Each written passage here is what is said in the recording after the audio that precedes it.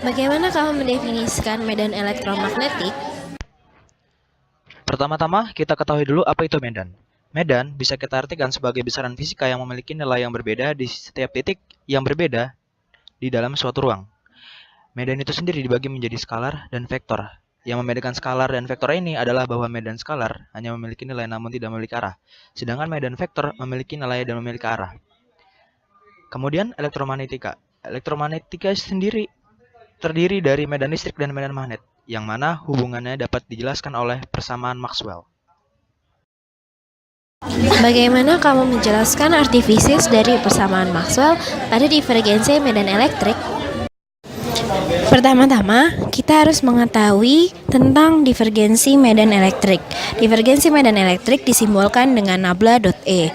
Nabla dot E sama dengan rho per konstanta dielektrik, atau bisa dibilang dengan flux E yang melewati suatu permukaan tertutup sama dengan muatan total di permukaan tersebut per konstanta dielektrik.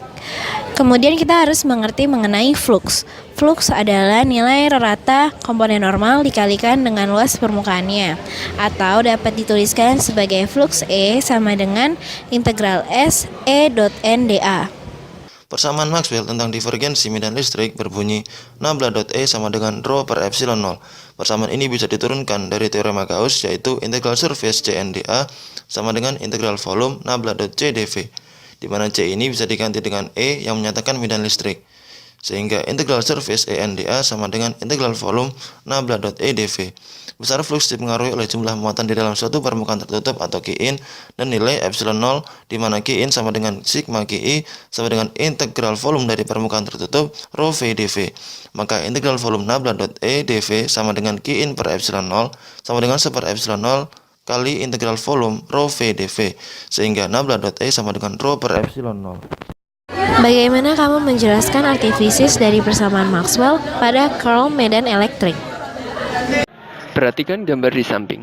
Sirkulasi dari C adalah integral C ds sama dengan Cx1 delta X ditambah Cy2 delta Y dikurangi Cx3 delta X dikurangi Cy4 delta Y. Apabila dilakukan pemisahan variabel, maka sirkulasi pada sumbu X adalah Cx1 dikurangi Cx3 delta Y sama dengan min do Cx per do Y delta X dY. Sirkulasi pada sumbu Y adalah Cy2 dikurangi Cy4 delta X sama dengan do Cx per do X delta X dy.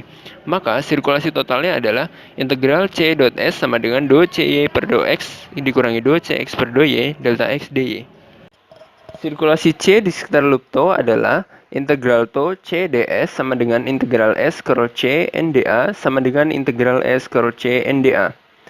Integral tau curl C NdA sama dengan min D per dt integral S B NdA. Apabila didiferensialkan kedua ruas, akan diperoleh D per dt integral tau curl C NdA sama dengan min D per dt integral S B NdA. Curl C NdA sama dengan min D per dt integral S B NdA. Maka kesimpulannya adalah curl C sama dengan min do B per do T. Bagaimana kamu menjelaskan arti fisis dari rumus Maxwell pada divergensi medan magnet?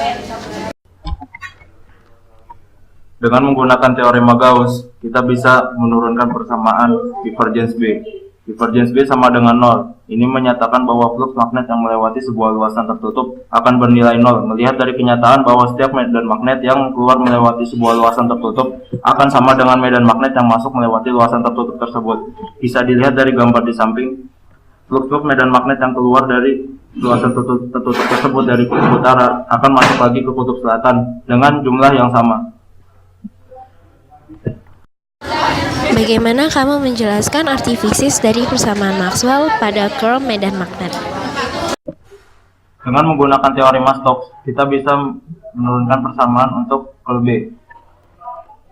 Curl B dikali C kuadrat sama dengan turunan dari flux medan listrik yang melewati permukaan S terhadap waktu ditambah flux dari arus listrik melewati permukaan S dibagi konstanta elektrik.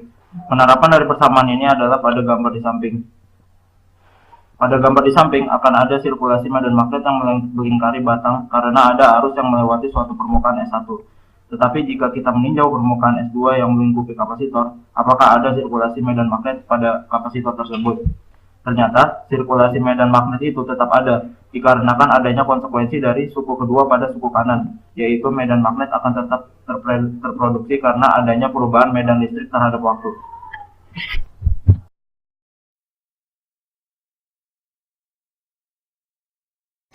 Bagaimana kamu sebagai seorang engineer mengaplikasikan pengetahuan yang kamu dapat melalui mata kuliah ini? Saya akan menjawab pertanyaan nomor 6. How do you, as an engineer, apply the knowledge you've gained from this course? Salah satu hal yang paling menarik dari fenomena gaya elektromagnetik adalah gaya tersebut tidak membutuhkan kontak secara langsung, tidak membutuhkan media perantara, cukup dengan meletakkannya pada ruang medan elektromagnetik. Dan objek ini sederhana karena tanpa mekanisme mekanik. Idenya adalah membuat satu nanoteknologi yang sensitif terhadap perubahan medan magnet, di mana digunakan mekanisme gaya tolak-menolak dan tarik-menarik antar kutub untuk bergerak. Objek ini sangat kecil, sehingga dapat dimasukkan ke dalam tubuh manusia. Objek ini dapat digunakan untuk melakukan hal-hal yang sulit dilakukan dengan menggunakan pembedahan konvensional. Salah satu contohnya adalah untuk menginjeksikan bahan kimia obat ke sel kanker yang terletak pada bagian yang sulit dicapai. Objek tersebut diinjeksikan ke dalam tubuh manusia dan dengan mengendalikan menggunakan 6 kumparan yang arusnya dapat diubah-ubah, baik arah maupun besarnya, yang diletakkan pada ke-6 sisi agar dapat bergerak secara bebas. Untuk navigasi, bagian tubuh yang dijadikan subjek dipetakan dahulu menggunakan teknologi 3D imaging komputer. Dengan menggunakan peta tersebut, komputer sendiri yang menavigasikan objek tersebut ke tujuannya. Itu adalah salah satu pengaplikasiannya di bidang rekayasa.